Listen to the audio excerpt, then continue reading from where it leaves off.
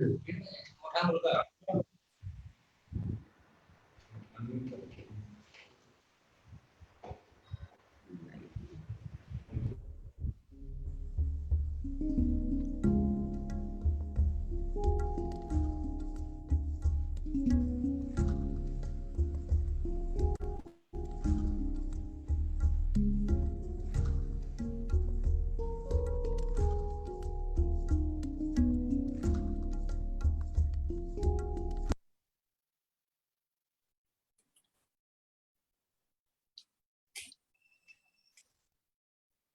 नमस्कार.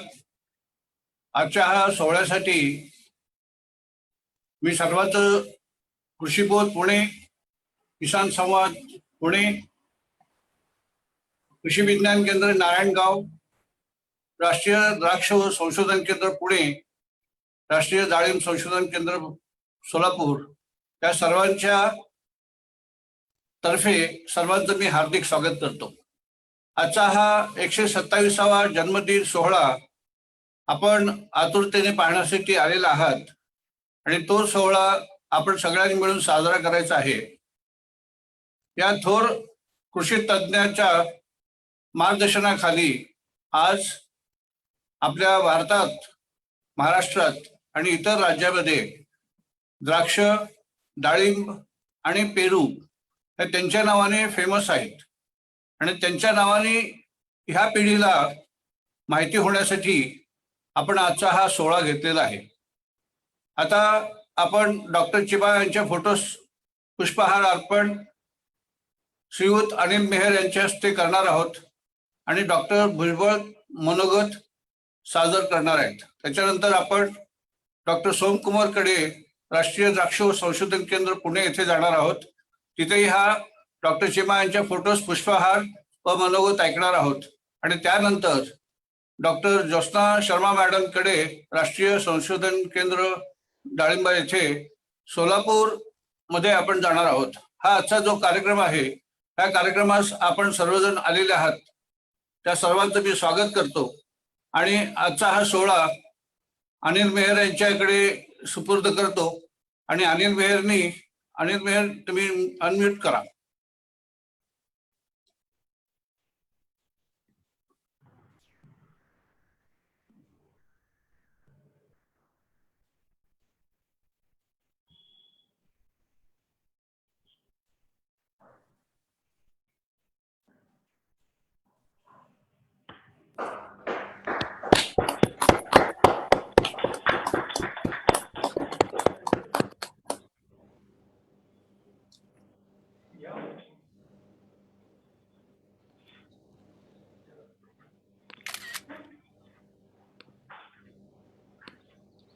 फोटो दिसत नाहीये.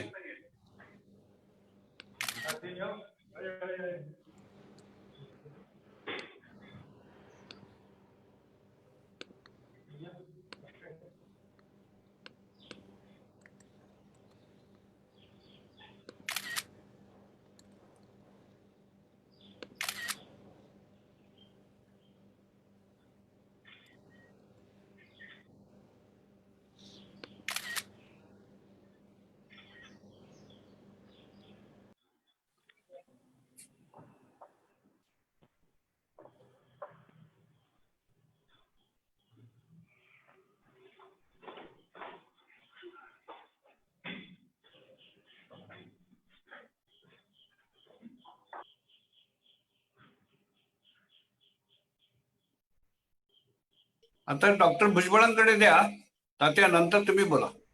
बर, मी येतं का इथं तिकडं? ये इथे, ये बसा इथे, डॉक्टर.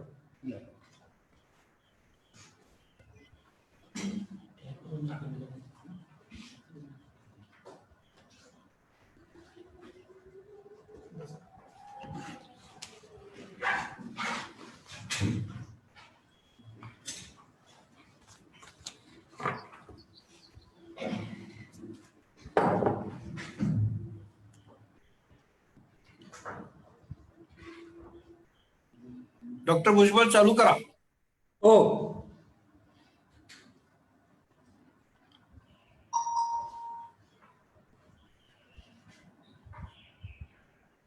सुरू करा ना.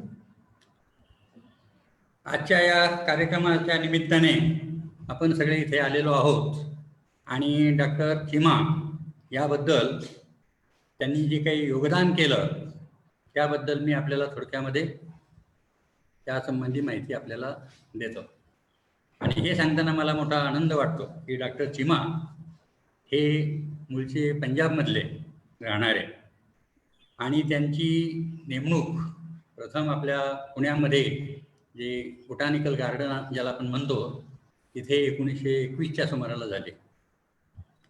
आणि हा पंजाबी माणूस महाराष्ट्रात आला तर प्रथम गोष्ट त्यांनी काय केली असेल तर मराठी भाषेवरती प्रभुत्व मिळवलं. कारण त्यांचं एकच इच्छा अशी होती की ज्या प्रदेशामध्ये आपल्याला काम करायचं आहे आणि त्या शेतीमध्ये जे शेतकरी आहेत ते जे भाषा बोलतात ती भाषा आपण आत्मसात केली पाहिजे, तरच त्यांचे प्रॉब्लेम ज्या अडचणी आहेत त्या आपण समजून घेऊ शकू. त्यावेळेला गुजरातचा काही भाग, महाराष्ट्राचा पश्चिम महाराष्ट्र आणि कर्नाटकचा काही भाग असं मिळून बॉम्बे स्टेट होतं. आणि या बॉम्बे स्टेटमध्ये काम करण्याची संधी त्यांना त्यावेळेला आली. आणि सुदैवाने म्हणा की ते केंद्र पुण्यामध्ये की ज्या वेळेला बोटॅनिकल गार्डन्स म्हणून प्रसिद्ध होतं आणि त्यावेळेला 1883 साली सुरू झालेलं हे बोटॅनिकल गार्डन पुढे 1921 साली गणेशखिंड फ्रूट एक्सपेरिमेंटल स्टेशन, म्हणजे फ्रूट हा शब्द डॉक्टर चिमांच्यामुळे आला आणि तो त्या गणेशखिंडमध्ये हे सर्व कामकाज सुरू झालं. आणि 21 साली चार्ज घेतल्यानंतर लगेचच कामाला सुरुवात केली आणि फळांच्या बद्दलचा जो काही त्यांनी अभ्यास सुरू केला त्याच्यामध्ये प्रामुख्याने आपल्याकडे जी फळं होतात त्याच्यावरती सुरू केला. त्याच्यामध्ये प्रामुख्याने द्राक्ष होती, त्याच्यानंतर डाळिंब होतं, पेरू होता, सीताफळ होतं आणि इतरही फळं होती. तर प्रामुख्याने अग्रक्रम ठरवून डॉक्टर चिमानी त्यांच्या कामाला सुरुवात केली. आणि 1924 साली म्हणजे चार्ज घेतल्यानंतर साधारणपणे 2-3 वर्षामध्ये त्यांना असेच काही कामानिमित्ताने याला जावं लागलं थोडं दिल्लीला. आणि दिल्लीहून परतल्यानंतर किंवा दिल्लीमध्ये त्यांच्या वास्तव्यामध्ये ऑफिसचं काम संपल्यानंतर संध्याकाळी फेरफटका मारत असताना ते तिथल्या बागेमध्ये आणि इकडे गेले तर त्यावेळेला तिथे त्यांना त्या पेरूची फळं फार सुंदर दिसली. मग त्यांनी चौकशी केली तिथे. त्यांना सांगितलं की ही फळं ही नवाबाच्या बागेतून आलेली आहेत आणि नवाबांची कोठी तिथे दिल्लीमध्ये होती. नंतर त्यांनी तिथे त्याचं भेट घेतली नवाबांची. हे सरदार आणि ते नवाब अशा 2 महान व्यक्तींची ते दिल्लीमध्ये भेट झाल्यानंतर त्या फळांची त्यांनी चौकशी केली आणि त्यावेळेला नवाब साहेबांनी सांगितलं की हे पेरू काहीच नाहीत, आमच्या गावी तिकडे लखनौला खूप मोठमोठ्या बागा आहेत, तर तुम्ही तिथे या. त्यांनी आमंत्रण दिलं. आणि मग नंतर पुण्याला परत आल्यानंतर पेरूला त्यांनी पहिलं प्राधान्य दिलं. बाकीचं होतंच काम त्यांचं चालू, डाळिंबावर होतं, द्राक्षावर होतं, अंजिरावर होतं, पण पेरूला थोडंसं प्राधान्य मिळालं. आणि मग त्यावेळेला ते परत पुण्यावरून त्या लखनौला गेले आणि नवाबाबरोबर जवळजवळ 15 दिवस त्यांनी सगळ्या बागा बघितल्या आणि त्यातून 2-3 पेटारे भरून पेरूची फळं आणली. आणि सरदार साहेबांचं म्हणजे चिमा साहेबांचं वैशिष्ट्य असं की त्यांचं फार निरीक्षण फार दांडगं असायचं. कोणतं फळ कसं बाह्यावर रंगावून सुद्धा ते ओळखायचे, चव घेतल्यानंतर त्याची खात्री करून घ्यायची. आणि मग हे असे आणलेले पेरू त्यांनी त्या गणेशखिंड गार्डनमध्ये स्वतः बेळचं बी काढून स्वतः त्याची लागवड करून त्याची रोपं तयार केली आणि मग ती लावली. आणि त्याच्यातून त्यांनी नंतर पुढे 2 रोपांचं त्याचं सिलेक्शन केलं. त्यातला हा L49 आणि दुसरा होता L46. काही कारणामुळे 49 पुढे आला, L46 तोही चांगला आहे, तोही मागे राहिलेला आहे. त्याबद्दलचा पुढे काही पुष्कळ सविस्तरपणे सांगण्यासारखं आहे. पण तुर्तास डॉक्टर चिमांचं हे एक अंग झालं. डॉक्टर चिमाने 1921 ते जवळजवळ 1946 सालापर्यंत म्हणजे जवळजवळ 25 वर्षाची कारकीर्द त्यांची जी झाली त्याच्यामध्ये त्यांचे 4 गुण प्रामुख्याने किंवा 4 त्याचे पैलू म्हणजे एक म्हणजे संशोधक कसा असावा, संशोधनामध्ये कशी दृष्टी असली पाहिजे, संशोधन आपण कोणासाठी करतो आहोत, ते कसं केलं पाहिजे आणि ते झाल्यानंतर मग ते शेतकऱ्यापर्यंत कसं गेलं पाहिजे, हा मोठा दृष्टिकोन त्यांनी डोळ्यापुढे ठेवून काम केलेलं होतं. दुसरं त्यांचं अंग जे होतं की टीचर. साधारणपणे संशोधन करणारा माणूस विद्यार्थ्यांपुढे जायला घाबरतो किंवा नीट बोलता येत नाही वगैरे वगैरे, कारण इकडे संशोधनाला काय तसं लिमिट नसतं, पण इथे विद्यार्थ्यांशी, आणि त्यावेळेला कसं होतं, विद्यार्थी बाहेरच्या देशातल्या विद्यार्थ्यांची संख्या मोठी असायची आणि त्यामुळं ज्यावेळेला ते शिकवायचे तर त्यांचं शिकवणं सुद्धा फार वैशिष्ट्यपूर्ण असायचं. ते नेहमी म्हणायचे ॲग्रिकल्चर हा विषय असा आहे की इथे आधी प्रॅक्टिकल झालं पाहिजे आणि मग थेअरी झाली पाहिजे. असंच एकदा आम्ही MSCच्या क्लासमध्ये शिकत असताना डॉक्टर चिमा तर रिटायर झालेले होते, परंतु ते आले आणि आमच्या MSCच्या विद्यार्थ्यांना त्यावेळेला प्रोफेसर फडणीस हे आमचा क्लास घेत होते क्लासरूममध्ये. मग त्यांनी त्यांच्या भाषेमध्ये सांगितले, अरे भाई यहाँ क्या कर रहे हो, ग्रेप पढ़ा रहे हो, क्लासरूम के अंदर चलो. आणि आम्हा सगळ्यांना ज्यांच्याकडे सायकली होत्या त्याने पिटाळलं गणेश खिंडला आणि सगळेजण गणेश खिंडला गेलो द्राक्षबागेमध्ये. मग त्यांनी तिथे आमचं जे काही शिक्षण त्यांनी आम्हाला दिलं, प्रॅक्टिकल कसं असावं, प्रॅक्टिकल कसं यावं, सुरुवात पहिल्यांदा सिकेटरपासून केली. सिकेटर म्हणजे आपण द्राक्ष छाटतो ती कशी असावी, कशी धरावी, तिची काय निगा पाहिजे, त्याचे पार्ट कोणते आहेत. मग त्यांनी द्राक्षाजवळ गेलो आम्ही. मग त्यांनी सांगितलं द्राक्षाचे भाग वेगळे सांगितले, खोड कशाला म्हणतात, फांदी कशाला म्हणतात, केन कशाला म्हणतात, टेंड्रिल कशाला म्हणतात, डोळा कशाला म्हणायचं, मॅच्युरिटी म्हणजे काय, हे सगळं सांगितलं. आणि मग कितव्या डोळ्यावर कात्री कशी धरायची. विशेष म्हणजे फडणीस साहेबांना सुद्धा कात्री उलटी धरली होती. मग चिमा सांगितलं, अरे आप जैसा करेंगे तो बच्चे लोग स्टुडंट कैसे शिकेंगे, तो ऐशी पकडणं. नुसतं एवढं असं नाही तर त्यांनी काय केलं, एक वेळ संपूर्णपणे छाटला. मग आम्हाला सांगितलं आता किती राहिले डोळे राहिले, त्याच्यावर किती खाली पडले, हे सगळं नोटबुकामध्ये करा. आणि मग प्रत्येकाला आम्हाला सांगितलं की तुम्ही आता 5-5 ओळी छाटा याप्रमाणे. मग आम्ही ती छाटल्या, सगळे ऑब्झर्वेशन घेतले आणि याला जवळजवळ 2 ते 3 तास लागले. मग त्यांचं समाधान झालं. मग फडणीस साहेबांनी त्यांनी सांगितलं, हां अभि ठीक आहे, अभि चलो तुम्हाला थिअरी क्लास पडाव. तर इतकं ते इफेक्टिव्ह वाटलं थिअरी क्लास शिकताना, ते काही प्रुनिंग वगैरे जे होतं त्याचं आधी प्रॅक्टिकल केलं होतं, म्हणून त्यांनी त्या प्रॅक्टिकलवरती त्यांचा फार जोर असायचा. तर हे एक उदाहरण म्हणून त्यांनी सांगितलं. आणि मग ते सिलेक्शन वगैरे कसं, त्यावेळी त्यांचं काम चालूच होतं, ते म्हणजे पूर्ण झालेलं होतं, पण ती जी दुसरी व्हरायटी होती म्हणजे 46 त्याच्याबद्दलचं त्यांचं काम. आणि मग हे सगळं जे काही अपूर्व काम राहिलेलं होतं ते 46 साली रिटायर झाले. आणि पुढे मग त्यांना खडकीच्या त्यांचं जे निवासस्थान होतं संगमवाडीमध्ये, तर तिथे त्यांना सरकारने 4 एकर जागा दिलेली होती. आणि मग हे सगळं संशोधन त्यांचं अपुरं राहिलेलं होतं, ते सगळं त्यांना पुरे करण्यासाठी हे सगळं प्लॅन्टिंग मटेरियल, अजून 5 एकर जागा त्यांना दिली तिथे संगमवाडीला. अशी 9 एकर आणि हे पहिले 5 एकर, असे 14 एकर जागा पुण्यामध्ये खास या त्यांच्या संशोधनासाठी द्या. पुढे डॉक्टर थोडेसे रिटायर झालेलेच होते, तर पुढे थकल्यामुळे किंवा त्यांचं मग त्यांनी काय केलं, मग सगळ्यांना बोलावलं तिथे. म्हणजे फडणीस साहेब प्रमुख होते आमचे आणि बाकीचे MSc विद्यार्थी, सगळा हॉर्टिकल्चरचा स्टाफ. आणि मग ते सगळं मटेरियल कसं व्हॅल्युएबल आहे, त्याचं काय काय पुढं कसं करायचं हे सगळं सांगितलं. आणि मग ते म्हणले हे सगळं तुम्ही आता घ्या आणि गणेश खिंडला एका कोपऱ्यामध्ये 1-2 एकर 2-2.5 एकर जागा त्यांनी मुकर्रर केली विद्यापीठाच्या बाजूची. आणि तिथे सगळं हे मटेरियल त्यांनी तिथे पोच केलं. आणि ते सारखे लक्ष असायचं त्यांचं की कुठपर्यंत आलं, काय आलं, कसं आलं.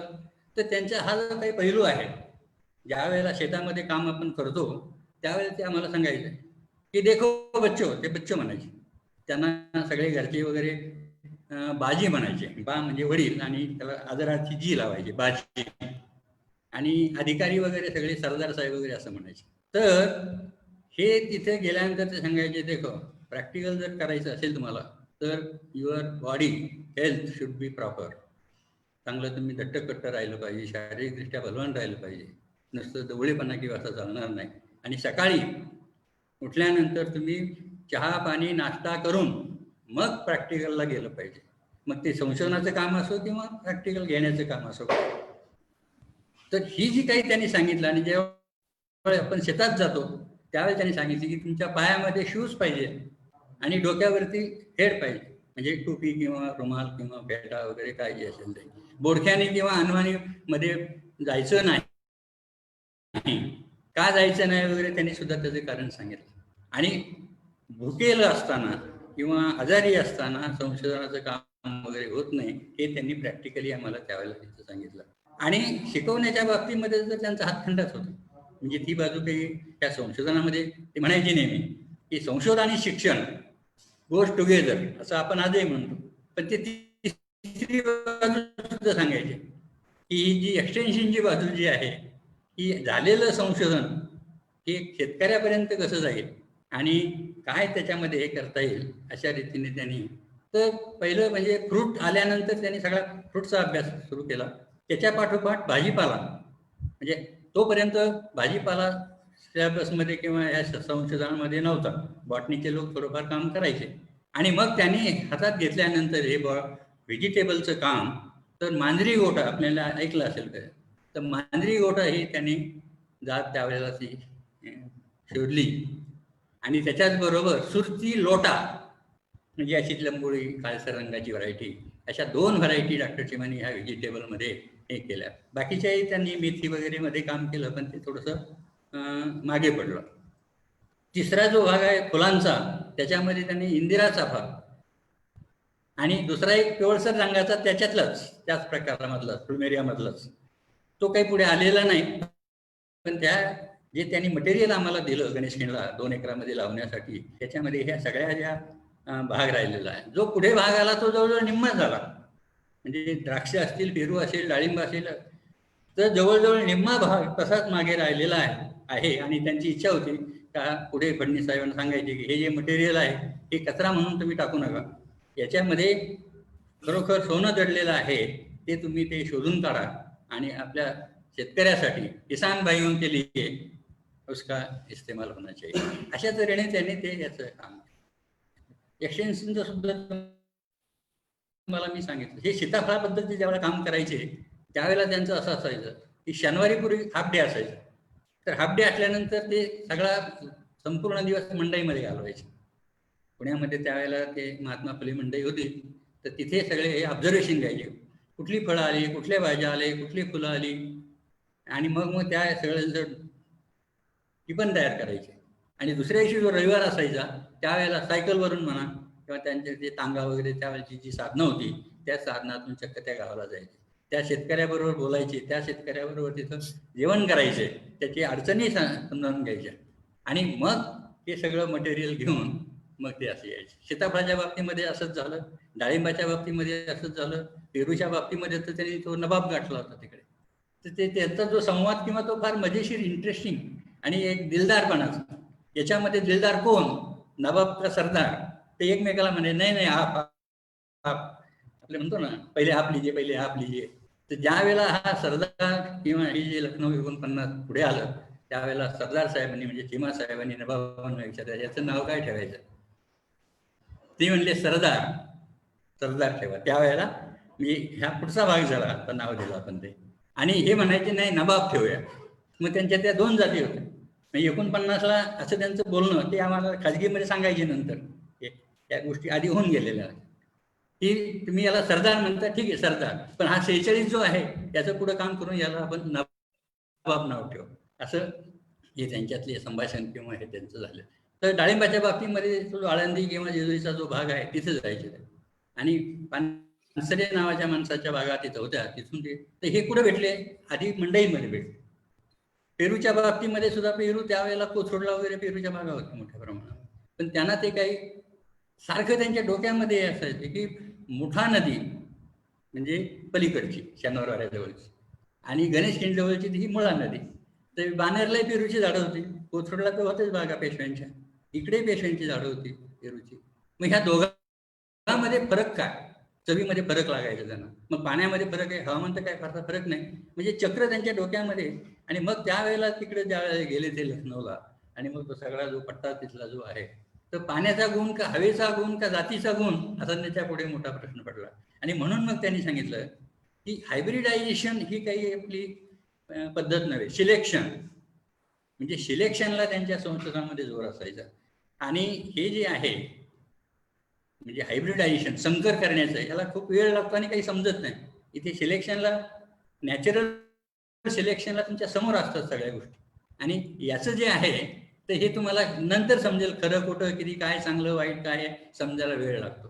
म्हणून संशोधन करताना, नवीन व्हरायटीकडे बघत असताना तुम्ही सायंटिस्ट लोकांनी किंवा तरुणांनी त्या गोष्टीकडे लक्ष ठेवलं पाहिजे की कशा रीतीने हे संशोधन झालं पाहिजे. तसं संशोधन करणं किंवा नवीन व्हरायटी काढणं अवघड काम आहे, कारण त्याचं इमॅस्ट्युलेशन करावं लागतं, पॉलिनेशन करावं लागतं, आणि हे सगळं संध्याकाळच्या वेळेला करावं लागतं. सरकारी शाळावरती होत नाही, संध्याकाळी कोण थांबणार तिथे, आपण 5 वाजले की चाललो घरी, असं ते सांगायचे. म्हणून तो जो संशोधन करणार आहे तो बागेजवळ पाहिजे किंवा बाग त्याच्याजवळ पाहिजे, तरच तो संध्याकाळी पण इन्व्हेस्टिगेशन करेल, आणि सूर्योदयाच्या आधी ते पॉलिनेशन करावं लागतं. असं कोण करणार? म्हणून सरकारी फार्मवर किंवा याच्यावरती हे नवीन जाती तयार होत नाहीत. त्यामुळे गणेश खिंडवरती नेहमी ठपकायचं का, तुम्ही काय केलं नंतर, चिमा साहेबानंतर काही जात काढली का, तर नाही काढलेली, आणि ज्या काही काढल्या त्या प्रसिद्धीला जाण्यापूर्वीच अंतर्धान पावलंय. टोमॅटोच्या बाबतीत तेच घडलं, आंब्याच्या बाबतीत. भुजबळ सर, ओके, फक्त 2 मिनिटं तुम्हाला चिमा साहेबी आणि गणेश डाळिंब याच्यावरती 2 शब्द बोला आणि मग आपण तात्यांना बोलूया. तर हे जे गणेश, याचं पहिलं नाव होतं GBG1. हे साधारण 1930च्या सुमाराला यांनी त्या आळंदी भागातून, त्याला त्यावेळेला चोराची आळंदी म्हणायची, जेजुरीच्या जवळ आहे ते, तिथून त्यांच्या बागेतून स्वतः जायचे ते फळं काढण्यासाठी. ते असं नाही का आणले आणि कोणाला तरी सांगितले, इव्हन असिस्टंटला किंवा मदतीला असायचे, पण त्याचे तोडण्याचं काम किंवा बी काढण्याचं काम ते स्वतः करायचे. अशा रीतीने त्यांनी तिथून आणले आणि त्या गणेश खिंडला त्यांनी ठेवलं. तर याच्याबद्दलचा एक इन्सिडेन्स असा की त्याच वेळा त्यांना कॉलेजचा प्रिन्सिपाल म्हणून नेमणूकचा ऑर्डर आली, कारण जे प्रिन्सिपाल होते ते लंडनला जाणार होते, आणि त्यांनी डायरेक्टरनी सांगितलं की doctor Chima, you should take the charge of principal. तर चिमांचं त्याच्यावरती वाक्य असं होतं की सॉरी सर, म्हणजे डायरेक्टरला त्यांनी सांगितलं, sorry sir, my pomegranate seedlings are in flowering and I have to water them and care them twice a day. दिवसातून 2दा मी त्याला पाणी घालावं लागतं मला, मी स्वतः.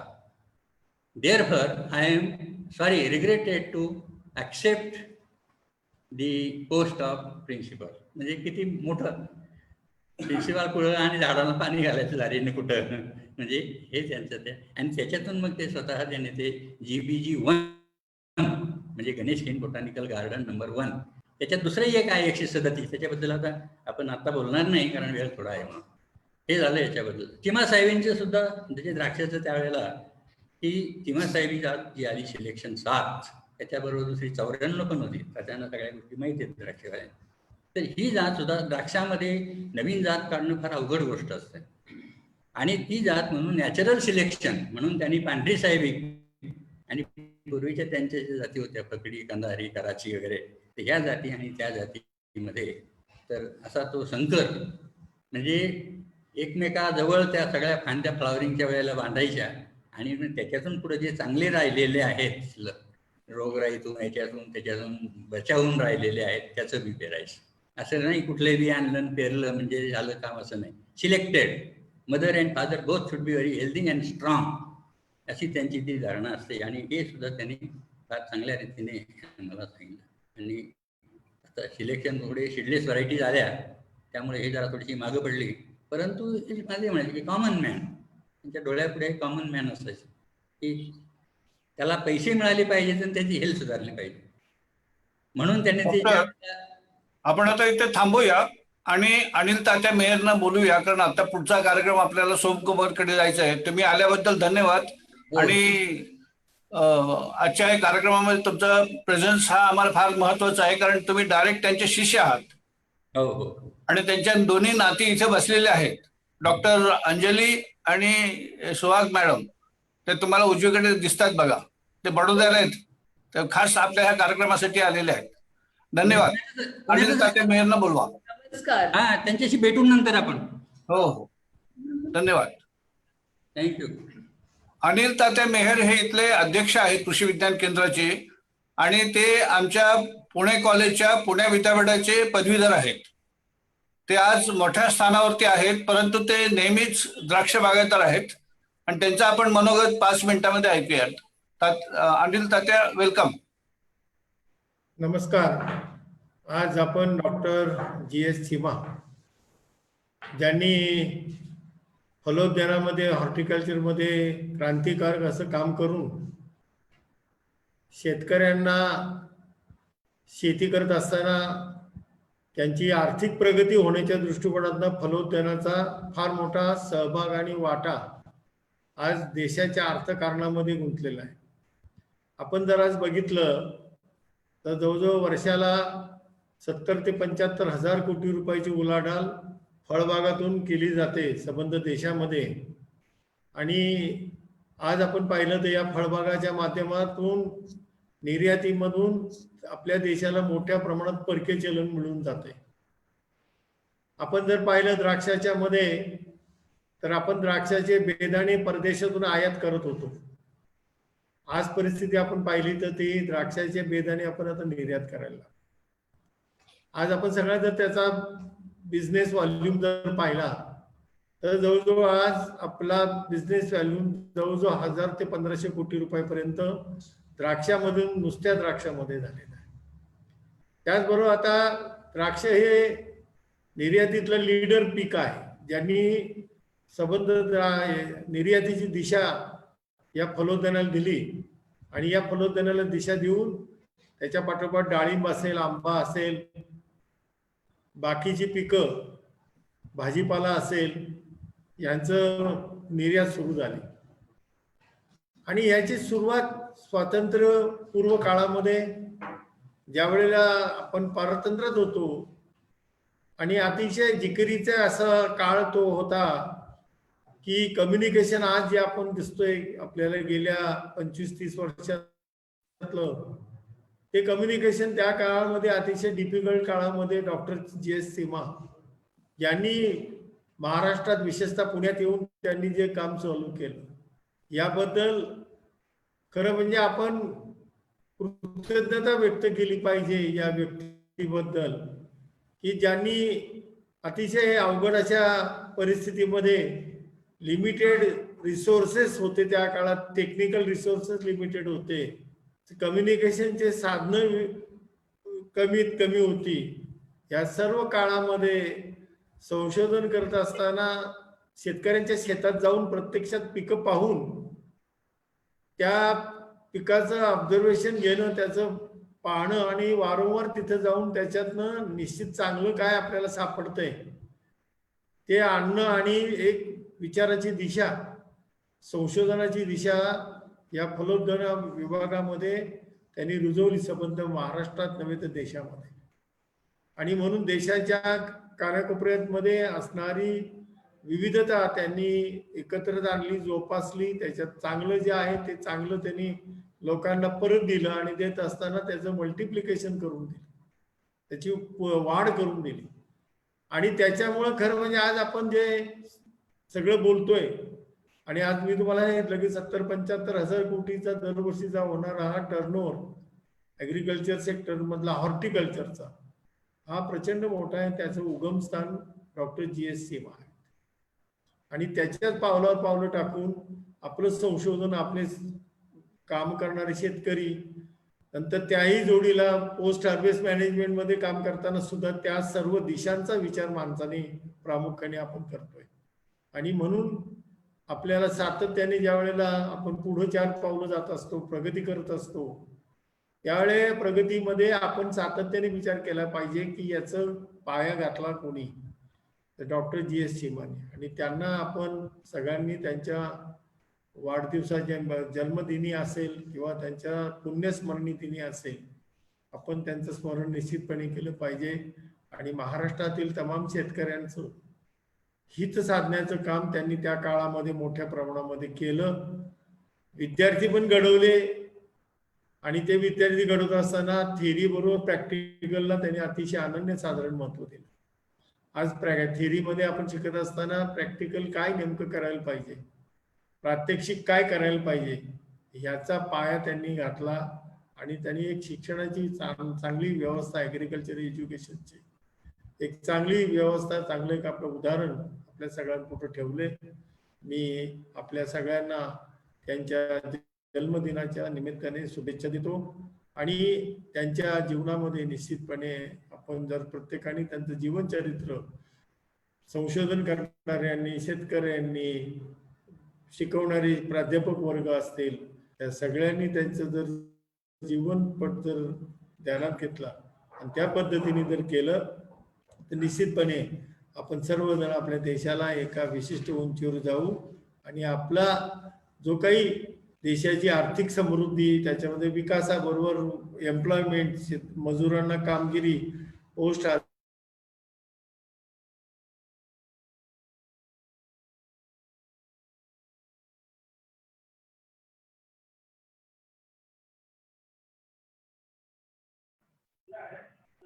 कुलकर्णी साहेब आपला म्यूट आहे. कुलकर्णी जगाला साहेब पुरू शकू आवडतो आणि त्यांची आपण डॉक्टर सोमकुमारकडे आपण आता जाणार आहोत आणि राष्ट्रीय द्राक्ष संशोधन केंद्र मांजरी येथे आपण आता जाणार आहोत आणि ज्योत्स्ना मॅडम आलेले आहेत, त्यांनाही स्वागत करतो.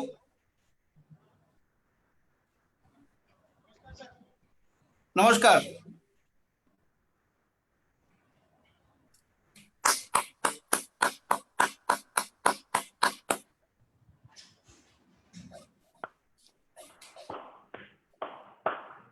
द्राक्ष संशोधन केंद्र येथे आदरणीय डॉक्टर चिमा यांचे पुष्पहार डॉक्टर सोमकुमारनी घातलेला आहे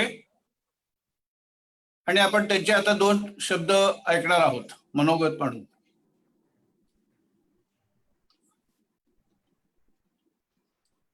नमस्कार. आज कृषी बोध, कृषी संवाद, कृषी विज्ञान केंद्र, डाळिंब अनुसंधान केंद्र सोलापूर, राष्ट्रीय द्राक्ष अंगूर अनुसंधान केंद्र पुणे आणि स्टेट गव्हर्नमेंटच्या माध्यमातून आज डॉक्टर चिमा साहेबांची आपण 127वी जयंती आपण साजरी करतो आहे. या कार्यक्रमाच्या निमित्तानं इथे जमलेले तात्या मेहर, डॉक्टर भुजबळ, कुलकर्णी साहेब, ज्योत्स्ना मॅडम, त्यानंतर चिमा साहेबांच्या नात आणि इतर पदाधिकारी, कार्यक्रमात उपस्थित असलेले इतर सदस्य,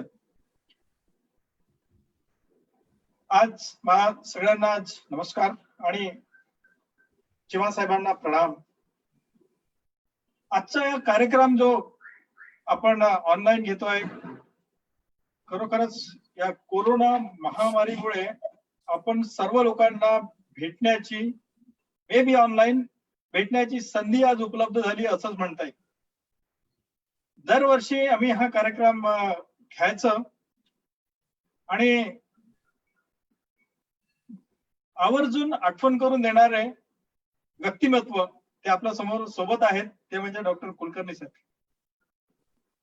कुलकर्णी सरांचा नेहमीच कॉन्टॅक्ट होत असतो त्यांच्यासोबत, फोनवर ते चर्चा करतात, बऱ्याच काही नवीन नवीन गोष्टीवर ते चर्चा करत राहतात, सांगत राहतात, आठवण करून देतात आणि अशीच ते दरवर्षी मला आठवण करतात.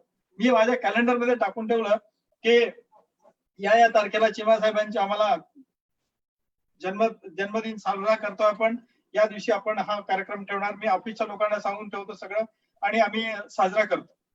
यावर्षीच मी गेल्या काही 8-9 महिन्यापूर्वी चार्ज घेतला, पण यापूर्वी सुद्धा आम्ही असंच ऍक्टिव्ह राहायचं, just because doctor Kulkarni sir.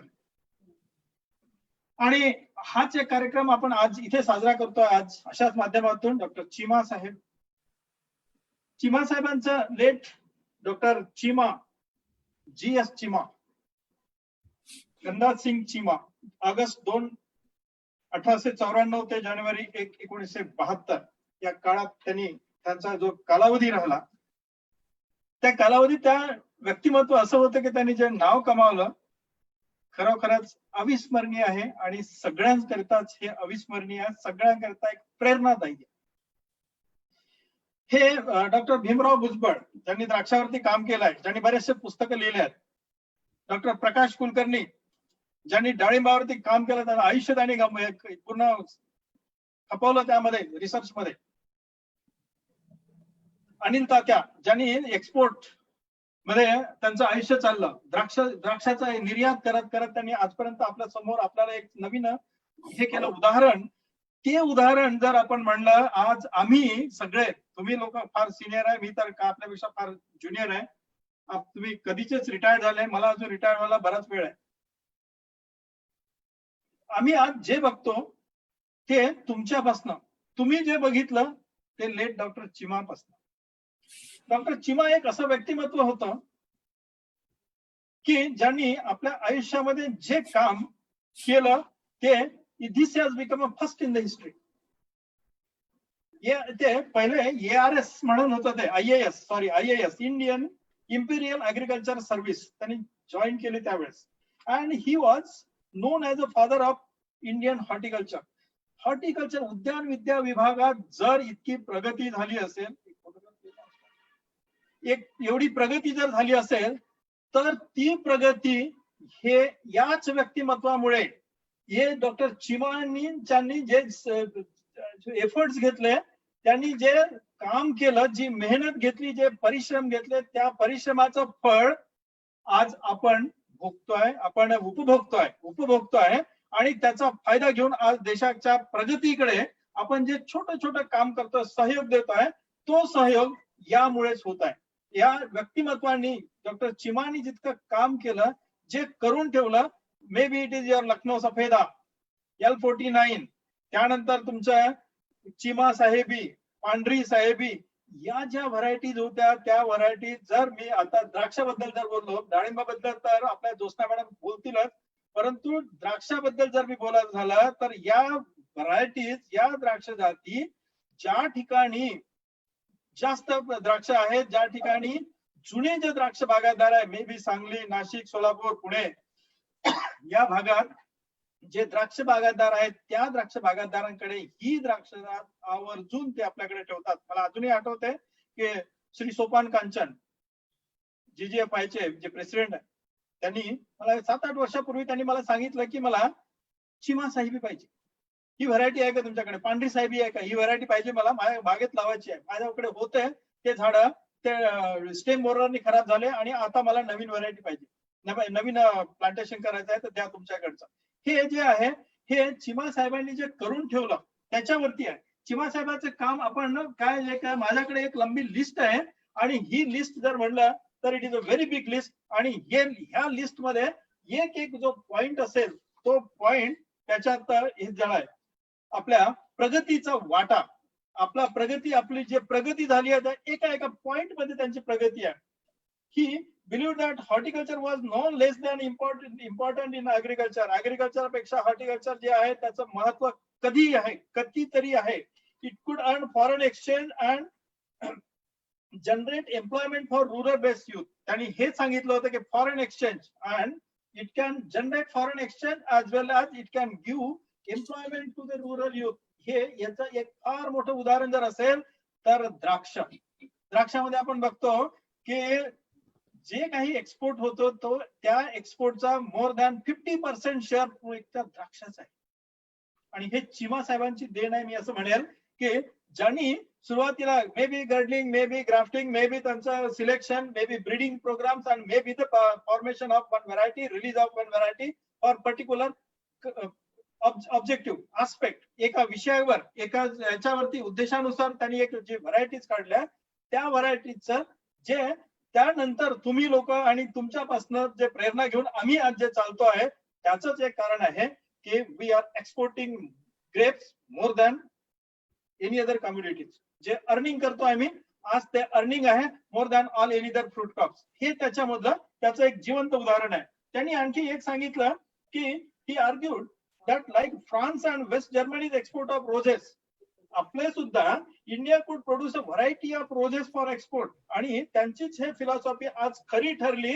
आणि आपण आपल्या ठिकाणी बघतो की आपल्या बागात फ्लॉवरिंग प्लांट्स, फ्लॉवरचा एक्सपोर्ट किती प्रमाणात होते आहे. दॅट इज द रिझन हे ज्यांनी आपल्याला हे दिलं आहे तेच 50 वर्ष consider by him 50 years ago त्यांनी जेव्हा जेव्हा त्यांनी विचार केला त्या विचाराच्या नंतर त्यांनी जे जे इम्प्लिमेंट केलं तेच इम्प्लिमेंट मला वाटते आपण जर केलं तर आपण सुद्धा थोडा प्रत्येक जण आपण थोडा प्रगती करत गेलो तर देशाच्या प्रगतीमध्ये आपला एक सिंहाचा वाटा नक्कीच होईल त्यामध्ये. त्यांचं हेच आहे की Chima Sahebi grapes, Ganesh, pomegranate and Sardar guava. आज आपण 127 बर्थ अॅनिव्हर्सरी आपण सेलिब्रेट करतोय to remember him as a renowned scientist for his great contribution in the field of horticulture and guidelines for his guidelines in the viticulture. त्यांचं जे आपण बघतो त्यांचं contribution जे बघितलं मगाशी यांनी वाचलंच पण त्यांचं कॉन्ट्रीब्युशन फार मोठं आहे. हॉर्टिकल्चर सोसायटीच्या पुण्याच्या याच्यात ते होते, इंडियन अकॅडमी ऑफ सायन्सेस होते, चेअरमन होते, मँगो मार्केटिंग एन्क्वायरी कमिटी 1924 मध्ये, तेव्हा आम्ही पैदाही झालो नव्हतो. Secretary Bombay town marketing enquiry committee 1933 मध्ये. He was a chairman horticulture sub committee appointed by Indian national planning committee 39 मध्ये. He was author of books following books. Fig वरती त्यांनी इतकं काम केलं, पोस्ट हार्वेस्टचं काम केलं त्यांनी. पोस्ट हार्वेस्ट वरती फिग वर फार छान काम, पोस्ट हार्वेस्ट वरती इतकं छान काम झालं की today we are having this crop, this fruit as a major fruit now. It is coming in the major one list. Fig industry in Asia Minor 1926. Work of Ganesh Kind Botanical Gardens and Modi Bagh for in 1921 to 25. Lemon industry in Italy 1927. Refrigeration as means of preserving mango and other tropical fruits. September 1926 मध्ये त्यांनी हे केलं.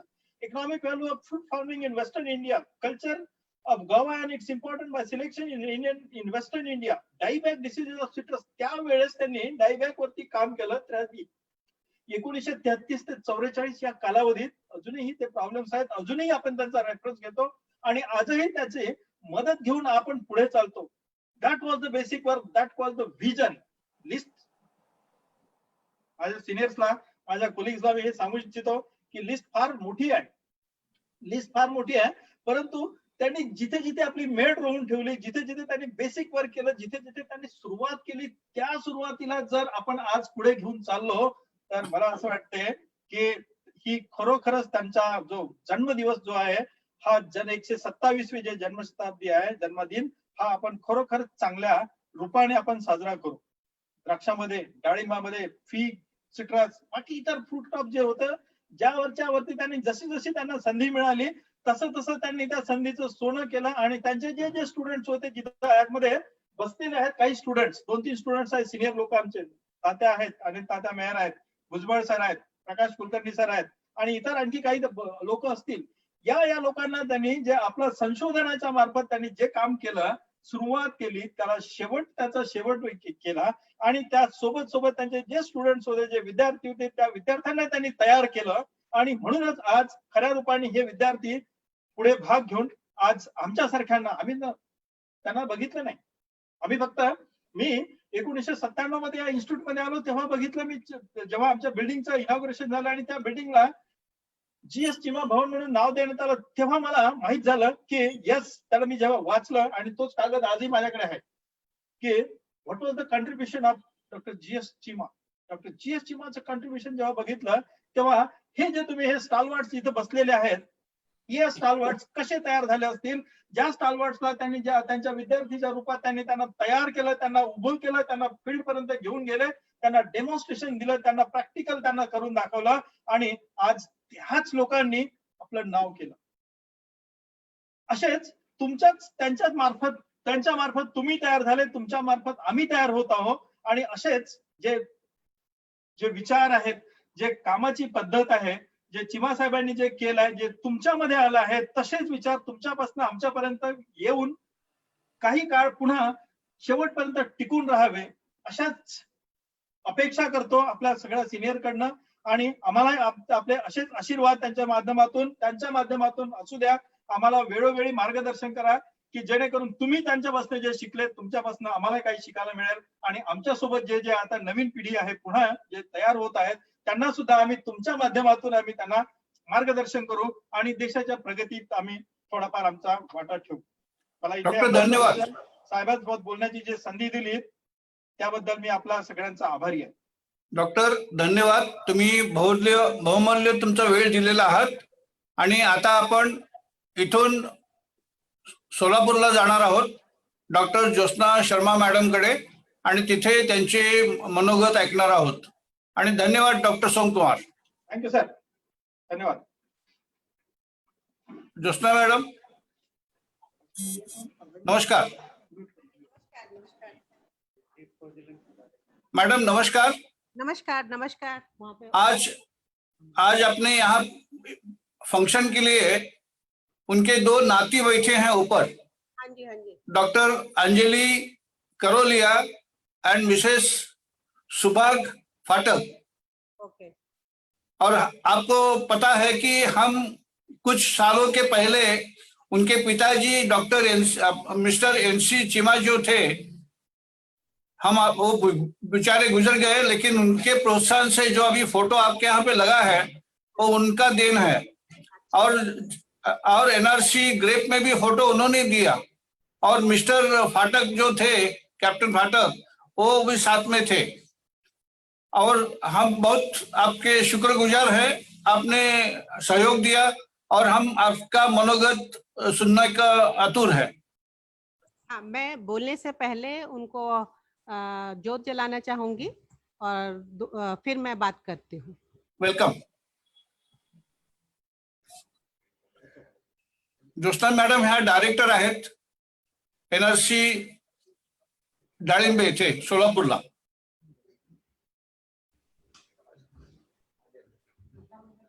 ज्योत प्रज्वलन चालू आहे.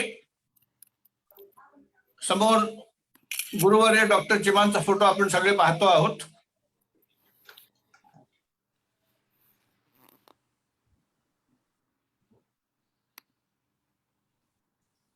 आजच्या पिढीला त्यांचं मार्गदर्शन आठवण व्हावं म्हणून हा आपण सोहळा घेतो आहे. आणि डॉक्टर चिमांच्या आठवणीने चांगले चांगले विद्यार्थी तयार व्हावेत ही आपली मनोकामना.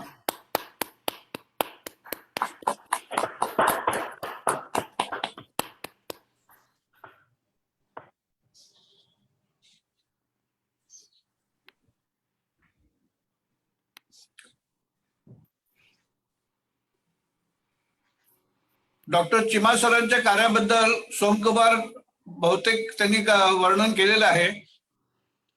आणि त्यांच्या कृपेने आज महाराष्ट्रामध्ये एनआरसी द्राक्ष आणि एनआरसी डाळिंब आलेला आहे.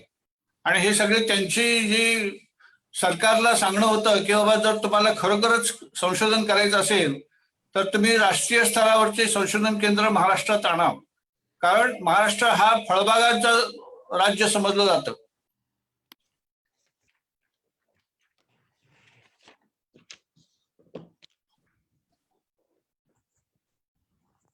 Madam welcome. जी. मंच पर आसीन सभी विशिष्ट व्यक्ति, एनआरसीपी में यहाँ पे मेरे साथ मेरे सहयोगी, मेरे साइंटिस्ट और मेरे कुछ टेक्निकल स्टाफ यहाँ पे उपस्थित है. मैं सबका स्वागत करती हूँ और मैं आपका कुलकर्णी साहब धन्यवाद देती हूँ कि आपने मुझे मौका दिया इस अवसर पर बोलने के लिए. अभी जैसा सब लोग काफी बता चुके हैं चीमा साहब के बारे में, तो मैं तो ये मानती हूँ कि जो महाराष्ट्र कहलाता है फ्रूट बाउल ऑफ इंडिया, तो शायद पहल उन्हीं की थी कि जिस तरीके से उनका अभी बताया गया कि किस तरीके से वो फील्ड में जाके काम करते थे, फील्ड ओरिएंटेड ज़्यादा थे. और एग्रीकल्चर हो, हॉर्टिकल्चर हो, जब तक आप फील्ड ओरिएंटेड नहीं है तो आपको रिजल्ट्स नहीं मिलते. वही कारण था कि उन्होंने गुआवा की वैरायटी, ग्रेप की वैरायटी और अनार की वैरायटी, मैं क्योंकि अनार संशोधन केंद्र में हूँ तो मैं बोलना चाहूँगी कि जो उन्होंने अनार की वैरायटी निकाली थी आज वो गणेश के नाम से जानी जाती है. और आज भी मुझे नहीं लगता, अगर रंग को छोड़ दिया जाए तो टेस्ट देखा जाए, उसका सॉफ्ट सीडीनेस देखा जाए तो उसको चाहे आज की वैरायटी भगवा भी उसको रिप्लेस नहीं कर सकती. बस रंग की वजह से भगवा ज़्यादा चली है. और आज भी अपने जो ब्रीडर हैं गणेश को ज्यादातर किसी भी ब्रीडिंग प्रोग्राम में उसका वो ब्रीडिंग के लिए उसका इस्तेमाल किया जाता है। उसका जो टेस्ट है, उसका जो सीड सॉफ्टनेस है, वो शायद आज हमारी वैरायटीज में अभी तक नहीं है। बाहर की वैरायटीज भी जो देखी गई हैं वंडरफुल है, जिसके लिए लोग काफी ज्यादा वो प्रेरित रहते हैं, तो उसमें भी सीड बहुत हार्ड है। कंधारी जो एक वैरायटी थी जो आज हिमाचल में ज्यादा लगाई जा रही है, या अफगानिस्तान की वैरायटी है, वो भी हार्ड सीडेड थी। और ये एक मेरे को लगता है शायद पहली वैरायटी थी जो सॉफ्ट सीडेड वैरायटी थी, और जो लोगों ने बहुत ही पसंद करी, और जिसकी वजह से अपने भारत में अनार का जो एरिया था और प्रोडक्शन था, काफी ज्यादा लोगों ने उत्साहित होकर लगाना शुरू किया और एक्सपोर्ट भी होना शुरू हुआ।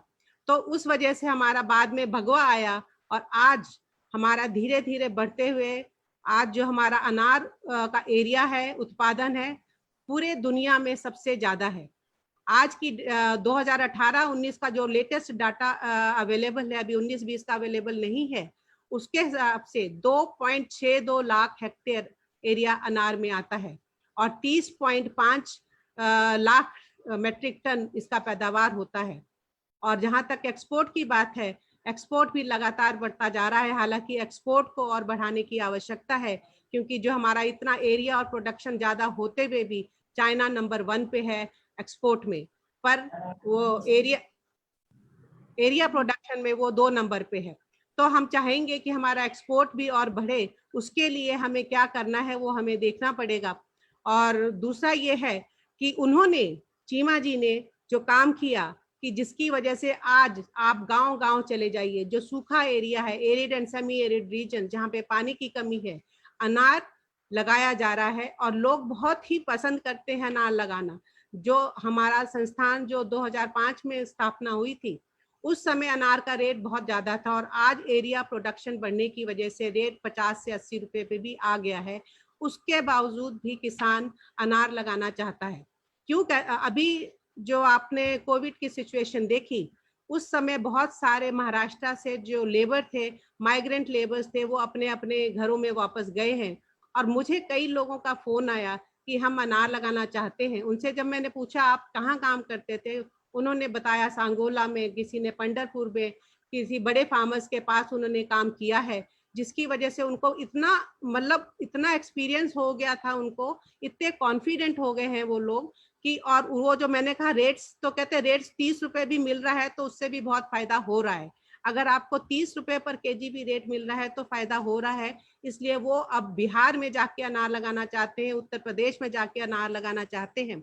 और क्योंकि उत्तर प्रदेश, हरियाणा ऐसी जगह है जहाँ पे जो हम लोगों ने अभी, हमारे डॉक्टर मेश्राम ने सॉइल सूटेबिलिटी के और क्लाइमेट के बेसिस पे कि अनार कहाँ कहाँ लगाया जा सकता है, उस हिसाब से उत्तर प्रदेश और हरियाणा पूरी तरह से highly and moderately suitable for pomegranate है। तो जहाँ अनार अभी लगाया नहीं जाता, अगर वहाँ अनार लगने लगेगा तो आप सोच सकते हैं कि हमारा जो अनार का प्रोडक्शन है वो कहाँ पहुँचेगा। तो इसके लिए भी मैं चीमा साहब का ही अभिनंदन करती हूँ कि उन्होंने जो हमें गाइडलाइंस दी, जो हमें एक वैरायटी दी, जिसकी वजह से लोगों में प्रोत्साहन बढ़ा, और आगे चल के वो लोग काम करके इसको इस हद तक लेकर आए हैं। तो यहाँ पे जो उनके परिवार से उनके नातिनें बैठी हैं, मैं उनको बहुत बहुत बधाई देती हूँ और बेस्ट विशेस देती हूँ कि उनकी वजह से आज हम लोग, हम कहेंगे ये सेंटर भी शायद अनार होने की वजह से खुला है, और हम लोग आज यहाँ पे उनकी वजह से ही हैं। तो मैं उनका बहुत बहुत अभिनंदन करती हूँ और सबको मैं धन्यवाद देती हूँ। धन्यवाद।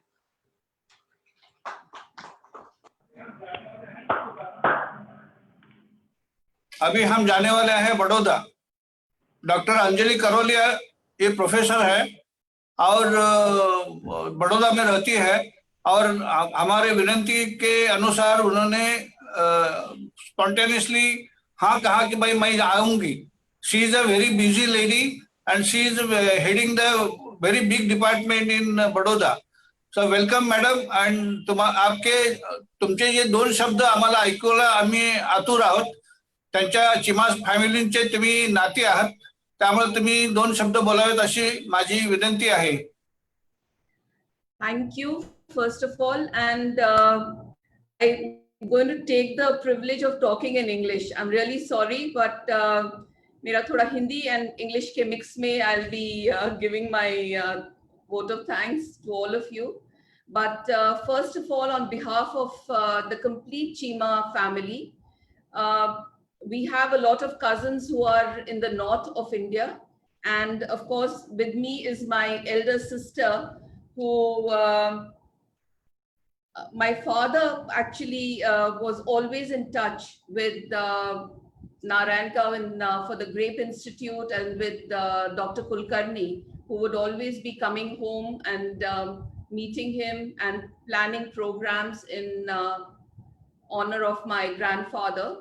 And we have the privilege of staying in the same house as where he is, or he stayed till his last days in Pune, which was given to him by the government, which was because he retired the same year as when the partition happened.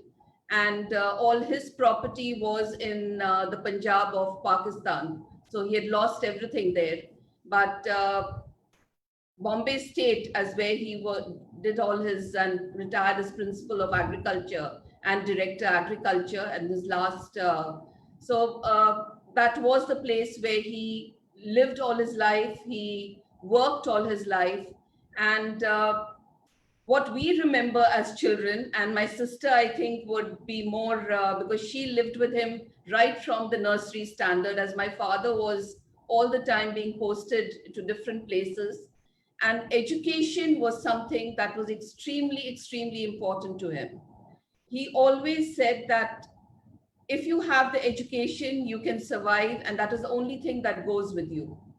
In fact, I remember hearing stories from my parents as well as my uncles and aunts, when, including my grandmother, who would tell us these stories, that people would tell him, because he was from an extremely rich landlord family and the only son, lot of land, lot of property in West Punjab, that's in Pakistan, in Montgomery. But they would always tell him that, Chima Sahab, why do you want your children studying? So he says, no, education is the only thing that each one has to get.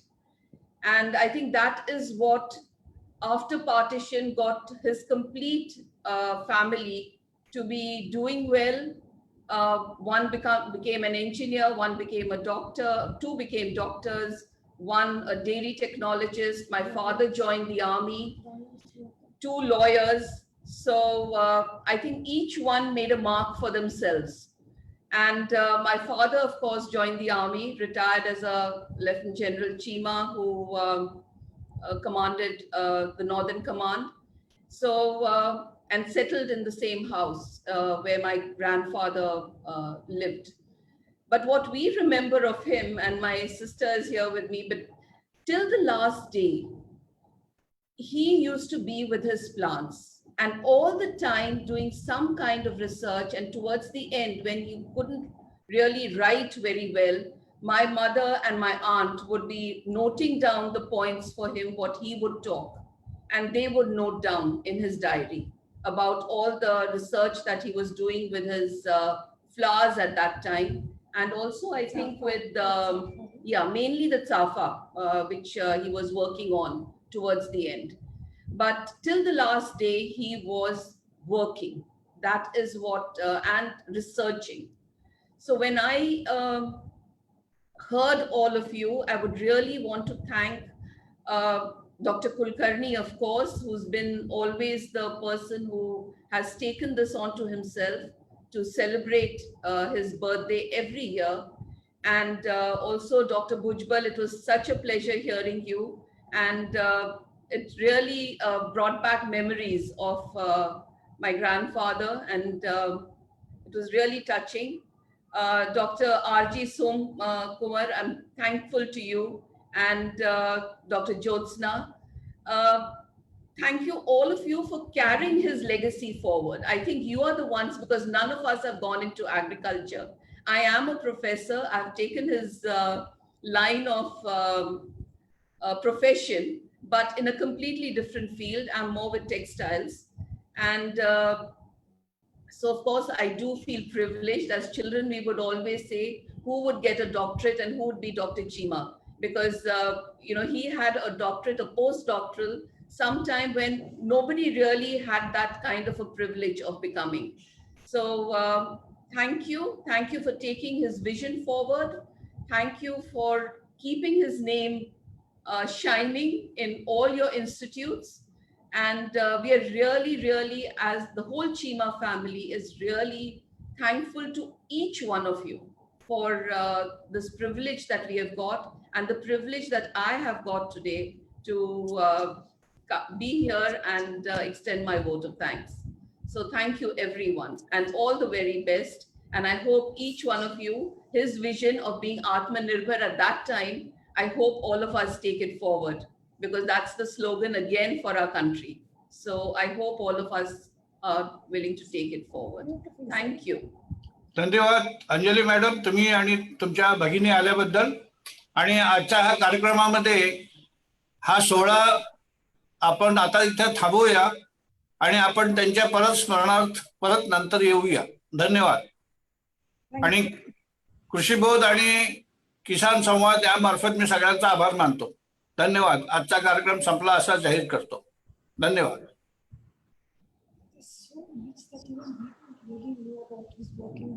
This Kulkarni is the... No, but that was amazing.